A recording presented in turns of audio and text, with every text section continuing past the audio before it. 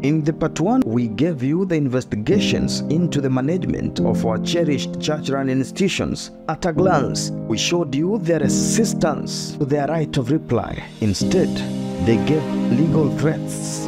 They coined sinister plans against us, firing of the whistleblowers, and then the hypocrisy of prayers at church. Now, Lord, we pray and ask you, we rebuke the demons, that you may cast the demons. oh yes, Demons have tried to destroy us in the YouTube, in the Facebook, oh yes, in the social media, in the news. Lord,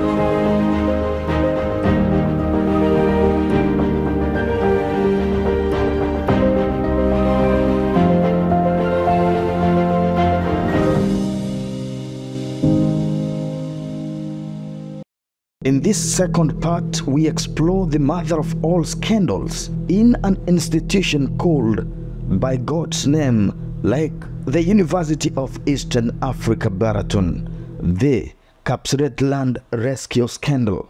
This saga involves not only university administrators, but also high-ranking church leaders. Situated near the Eldoret International Airport, the 279-acre property was bought by the university over 2 decades ago, becoming entangled in a web of mismanagement scandals.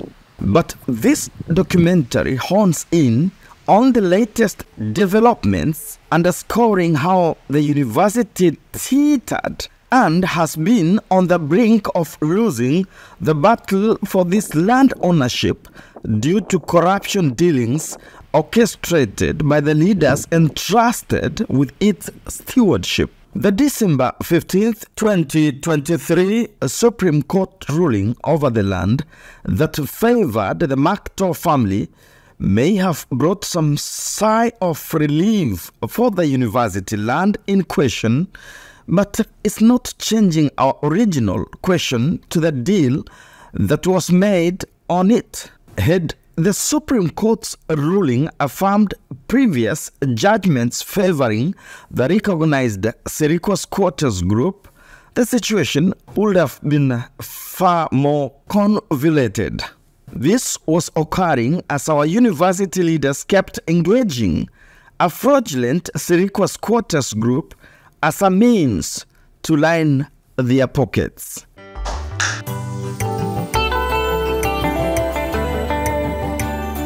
Now, let's establish the context of the 279-acre land owned by UEAB in Kapseret, Eldoret town of Uasin Gishu County.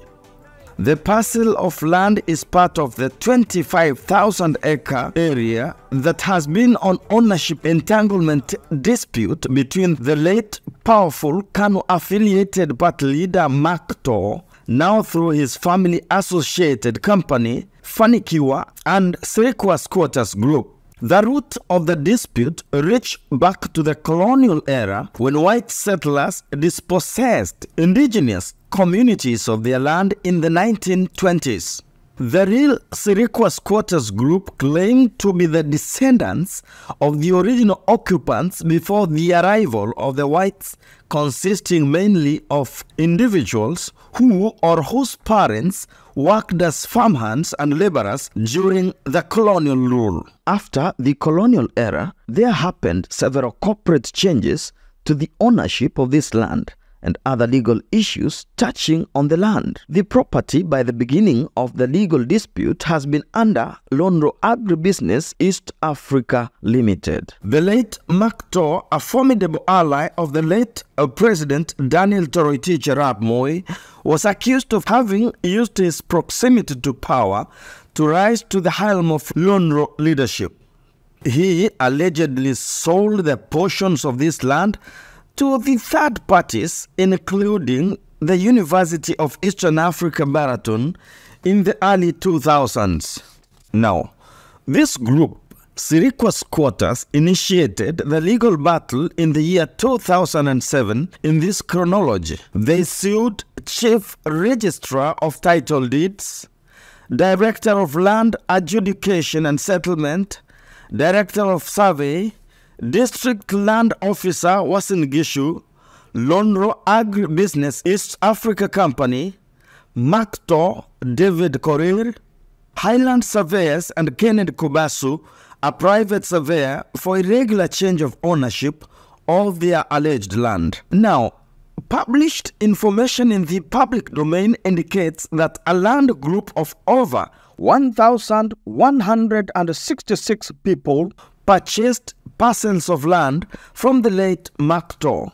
The affected land includes parcels with land registration numbers 9606, 9608, 742/2, 7739/7R, 12398, 107938 and 1094, totaling to about 6,000 acres. Now, our focus is not on the history of this land's dispute. Our focus is on the corruption conspiracy allegations surrounding UEAB leadership on the 279-acre parcels of land, which is part of the 25,000 acres on dispute. Now, let me take you to the most sensitive part of this. Despite all the public information about the long-standing dispute that has been between Makto's family and the Sirikwa squatters group, it is alleged that someone managed to convince the university's vice-chancellor to engage in a plan that appears to involve embezzlement, implicating other powerful individuals within the university administration and the church leadership. Here is where the plot thickens. Another publicly available information is that in the year 2019, there emerged a splinter group within the Sirikwa squatters. The recognized officials of the legitimate Sirikwa squatters group, at least by the previous courts before the Supreme Court ruling of December 15th, 2023, are Benjamin Rono serving as the chairman and William Choge holding the position of the secretary. Now, it is apparent that the legal battle has been going on until the mentioned Supreme Court ruling and has been involving well-known parties. However, we are establishing that the University of Eastern Africa Baratons Council on July 20th, 2020 seemed to acknowledge the land's owner and initiated negotiations with a group using the name Sirikwa squatters fraudulently, leading to the council's approval of the release of the approximately 5 million Kenyan shillings as part of these negotiations. Pastor Christopher Misoi was tasked to lead these negotiations. There are speculations of a larger sum being released in phases to a tune of 13 million shillings. So that was the council of Rachonyo. Twende sasa watu waende, kama most of them are Adventists. Watu waende wasikizane. Kama kuna mtu ana gharama ya court expenses, arudishiwe. Alafu sasa nyinyi watu mshikane mikono vizuri, mwende kwa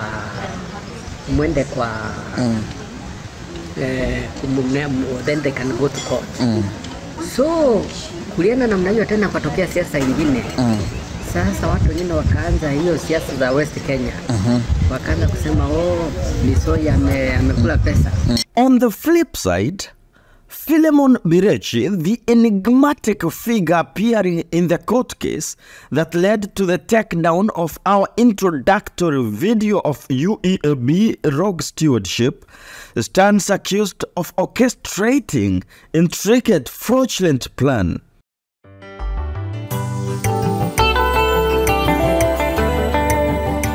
This is what we are establishing, that Philemon Birechi is emerging as the linchpin of this elaborate fraudulent scheme.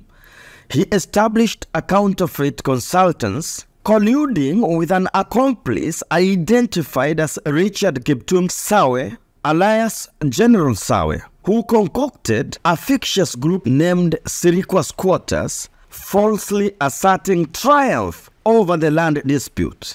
General Sawe, a reputed conman according to numerous credible sources, is purportedly characterized by a glaring deficiency in formal education, relying solely on his adeptness in the art of deception for survival. Notably, Birech deliberately avoided working with the known Sirikwa Squatters group. He skillfully persuaded the Vice-Chancellor through his deceptive consultants to partake in a fictitious land rescue mission designed to siphon funds from the university.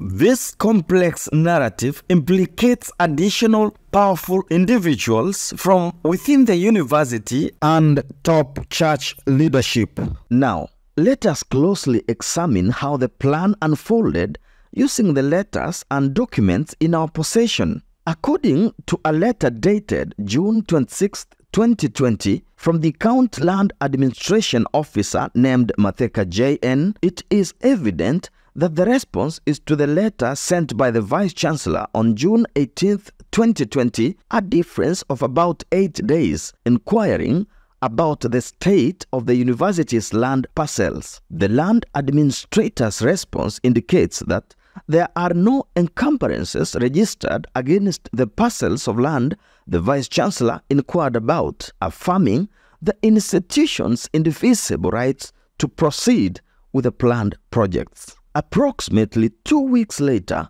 on July 11th, a letter which we possess arrives from the self-proclaimed General Sawe claiming to represent the Sirikwa Squatters group. Upon closer inspection of this letter, several dubious elements come to the light. General Sawe first declares that he has been authorized by over 135 members of Sirikwa Squatters, referencing High Court File number 31 of 2019. He outlines 3 key points regarding the parcels of land they are authorizing. Number 1, recognizing the land as rightfully owned by the university, then disclaiming an interest in it and urging the university to develop the land for the community's benefit. General Sawe signs the letter and provides what appears to be a fingerprint. He refers to himself as the Major General, a title we discovered he has never rightfully earned in any military capacity.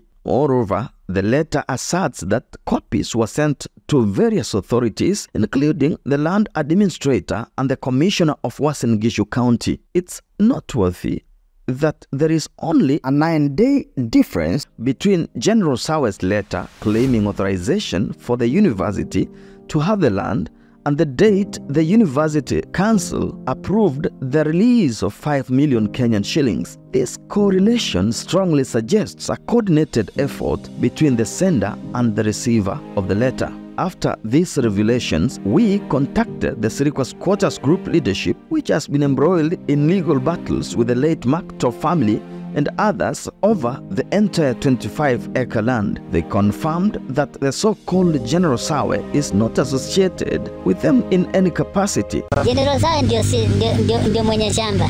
Oh, ndio mwenye shamba huko. Ndio anajifanya mwenye shamba. Oh, ni. Ndio fake nini, ona. Bishop ni facilitation.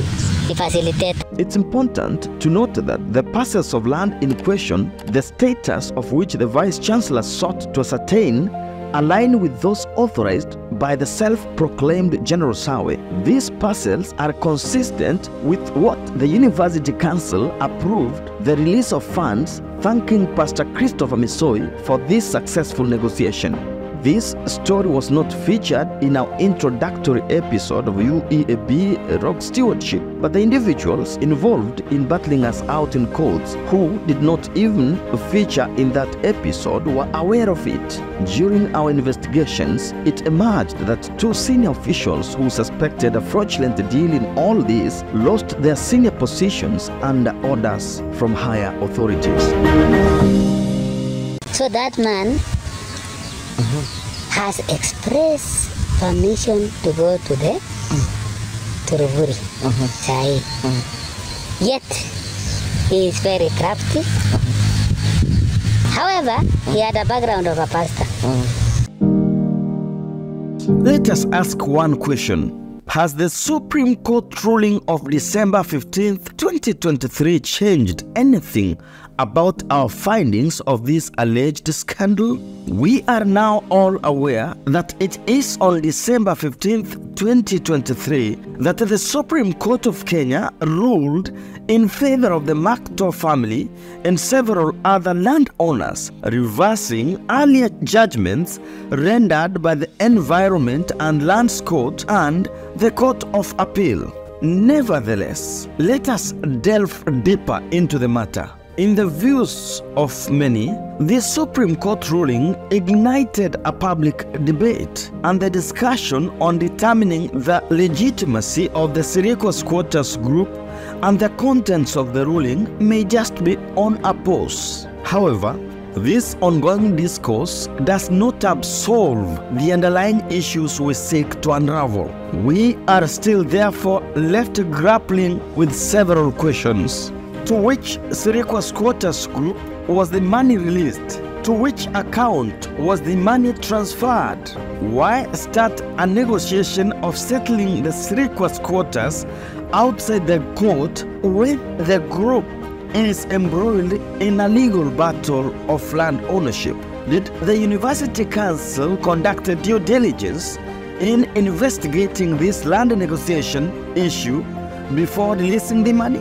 Did two senior university administrators lose their positions for questioning the payments? Who are Philemon Birechi and Richard Kiptum Sawe in the whole Sirikwa squatters land issue?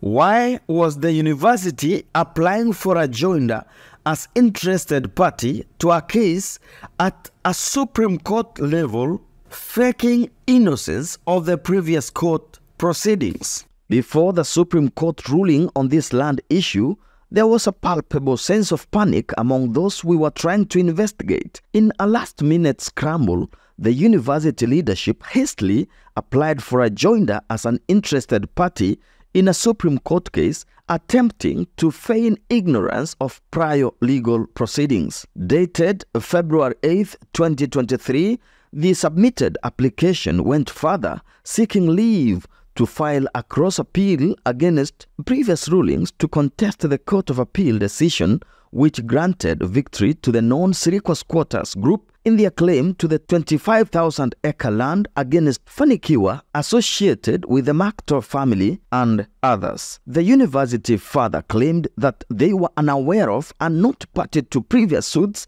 and that the university interest was not to be articulated well without being part of the case. The application was also supported by an affidavit sworn by Professor Phil Mayo in his capacity as the Vice-Chancellor of the applicant, that is, the university. But the five-judge bench of the Supreme Court of Kenya, including Judges Philomena Mwilu, Mohammed Ibrahim, Njoki Ndungu, Isaac Lenaole, and William Ouko, ruled that the application by the parties was coming too late in the day, and when the dispute between the late Tos family and Sirikwa Squatters Group over the 25,000-acre land had reached a crucial stage. Parcels of land the university was seeking legitimization includes Pioneer Ngeria Block 1, ETEC 1256, 1987, 2154, 2155, 2140, and 2124, whose titles stood nullified by the ruling of the Court of Appeal of November 2022. Now look at this. These land registration numbers are the very same that the University Council of July 20th, 2020 released money saying that Pastor Christopher Misoi had successfully negotiated with the squatters on behalf of the university and agreed a settlement of 5 million Kenyan shillings. They are similar plot numbers in the forged letter with minor discrepancies. It is now interesting to wait and see if the University Council will engage the Makto family again now that the Supreme Court of Kenya granted victory to the family over this land, and whether the money paid to the alleged Sirikwa squatters will be refunded. There has always been one question on accountability here. Who bears the brunt when the university loses cases and funds due to the actions of specific individuals? Our primary source to this Kapseret Land scandal is a well-known senior pastor within the Seventh-day Adventist Church. He was a member of the University of Eastern Africa Baraton Council from 1998 to 2005 in his capacity then as the president of the larger Western Kenya Conference field of the SDA Church. His insight provides a valuable perspective for this story.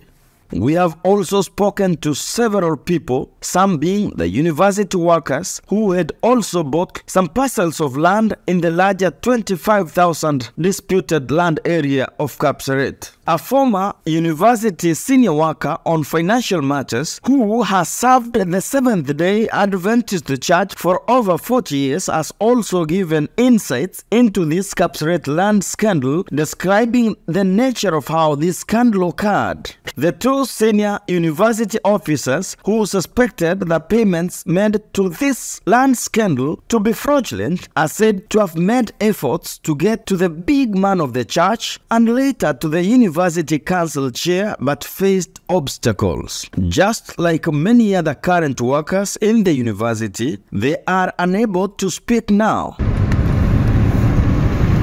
Before the release of the current story, we have gone far to seek clarification from all the accused within the university and the church leadership. Starting from Professor Philip Mayo, the embattled Vice-Chancellor, we sought this response on various issues in our findings. The issues covered a whole range of accusations from university farm mismanagement, questions of his academic qualifications, Kapseret Land corruption conspiracy, among many other leadership and integrity issues during his tenure at UEAB. At least, unlike in the year 2022, when he resisted and decided to intimidate us, this time he gave some response.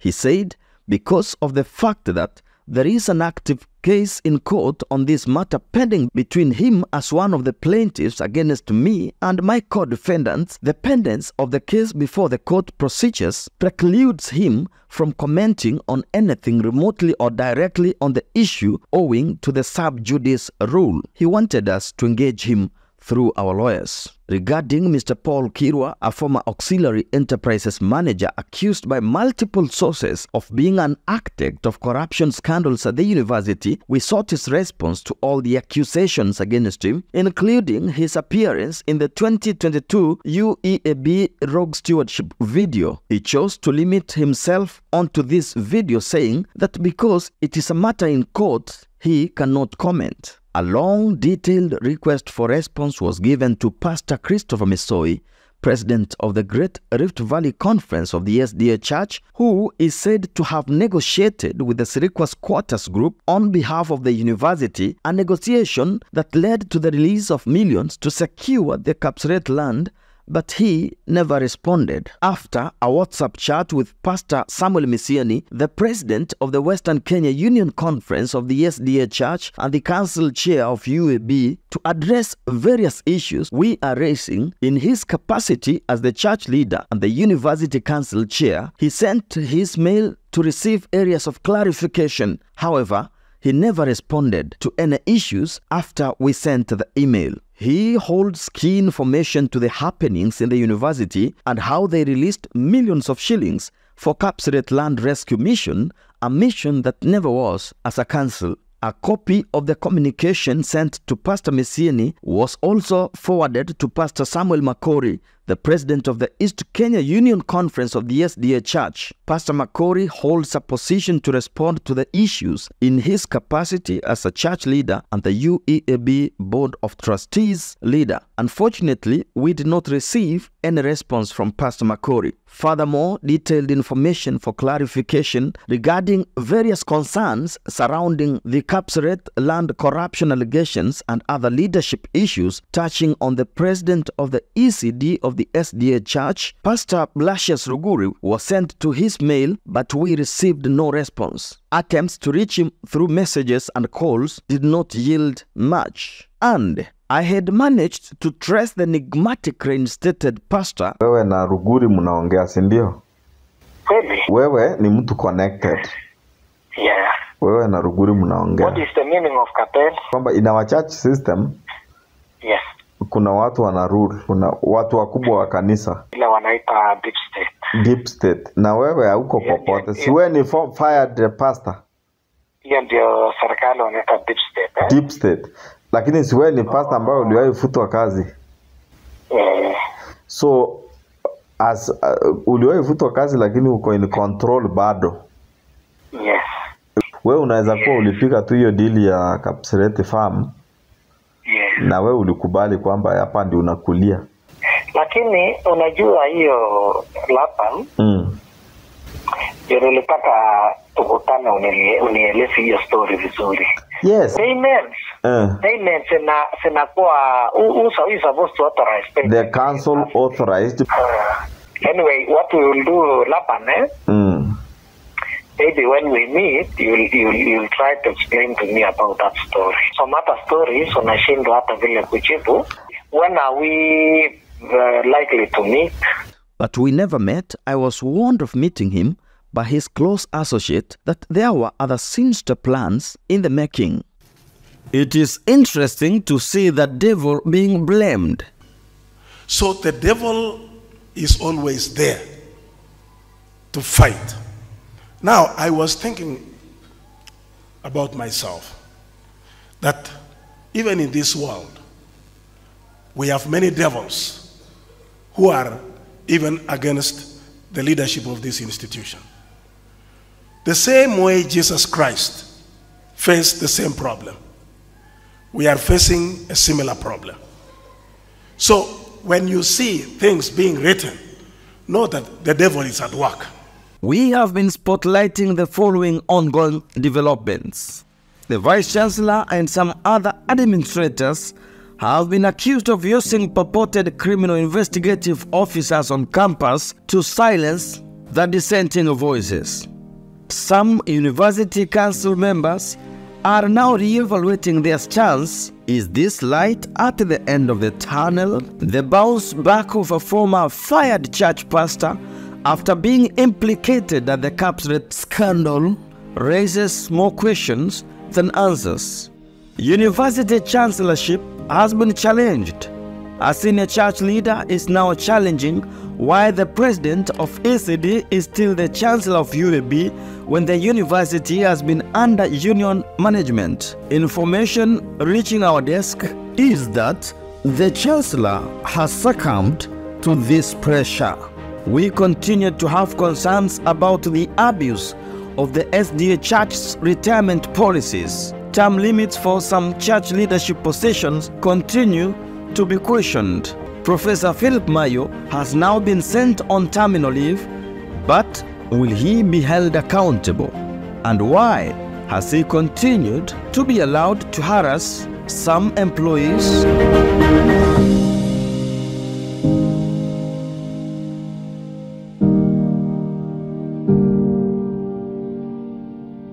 Another recent intriguing development is that Pastor Daniel Kemboi Kibet, the off-campus students' dean at Baraton, who had replaced one of our dismissed sources, finds himself embroiled in an extramarital scandal. Allegations reaching our desk are showing that the man of the cloth entrusted with students' welfare and discipline has been luring university girls he is supposed to guide to visit his house at night. Regrettably, one girl has exposed him.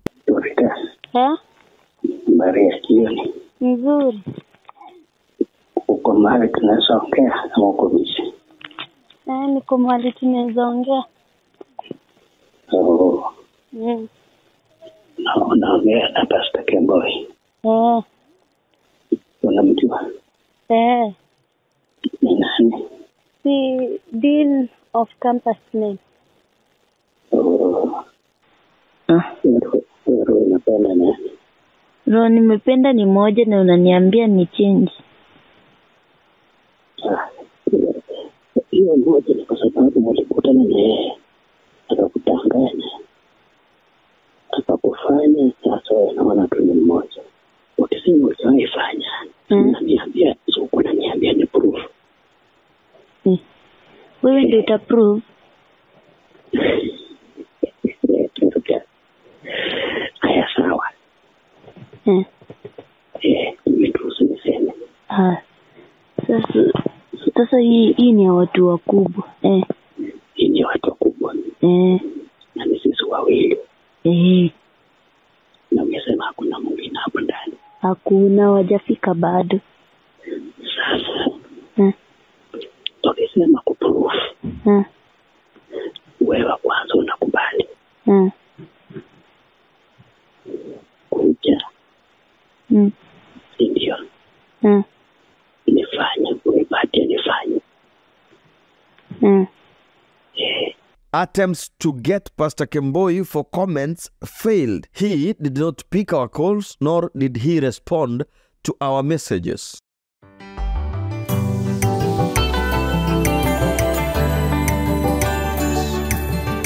We find ourselves on the crossroad of hope and despair. The University Council largely averted the issues and has left the system paralyzed. Yet, we urgently require significant and bold changes. It's time to ask honest and fundamental questions. Where are the voices of integrity and experience?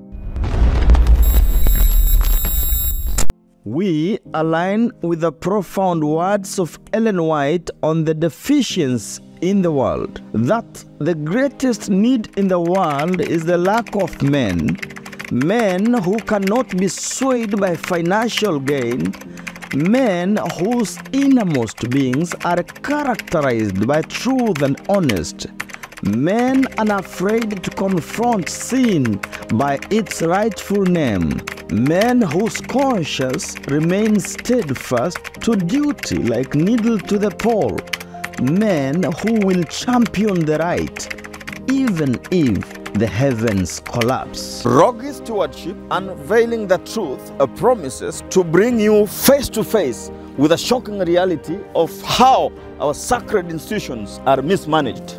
This is not just an expose, it is an awakening call for justice. It is a demand for accountability. Lekishon Laban, ICTV.